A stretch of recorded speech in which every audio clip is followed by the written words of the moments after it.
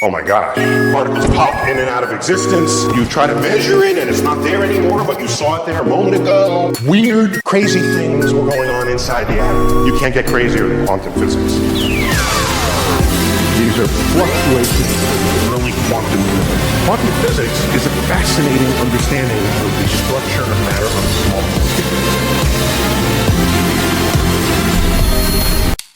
You probably like Roblox since you clicked this video about it, and if there's something that people like more than Roblox, it's probably quantum physics. So by the end of this video, you'll either be flexing your knowledge about quantum mechanics, or you'll be curled up in a corner while suffering from a mild brain aneurysm. Before I begin the video, you should totally subscribe since we're trying to pass Netflix in subscribers. So quantum physics summed up is basically the study of super tiny particles, and I mean super small particles, like particles smaller than the amount of views I got on this one video. An easy way to think about it is this. Imagine every tiny stud in Roblox is made up of smaller blocks, which are made up of even smaller blocks, and even smaller blocks. But here is where it gets wild. Those blocks don't always behave how we expect them to. It's like if you were playing a game in Roblox, and certain items made up of these blocks were randomly teleported or shot through walls. In quantum physics, particles do strange stuff like this all the time. It's like natural disaster survival. Chaotic, but super cool. Another thing you can compare the behavior of quantum particles to is a Roblox avatar. When you join a game and you move your character around, you expect it to follow the rules, right? Press W to move forward, jump when you hit space, and other simple stuff like that. But what if your character moved like a quantum particle? You'd press W, but instead of moving forward, your character could appear at any place on the map. That's the quantum world for you. Particles can teleport or exist in multiple places at once, and when that happens, it's called superposition. Imagine your avatar being in multiple spots on the same map at the same time. Crazy, right? What's even crazier is quantum entanglement, and quantum entanglement is where things get even weirder. Let's say you're playing Roblox with your best friend in the entire world. You're both playing completely separate games,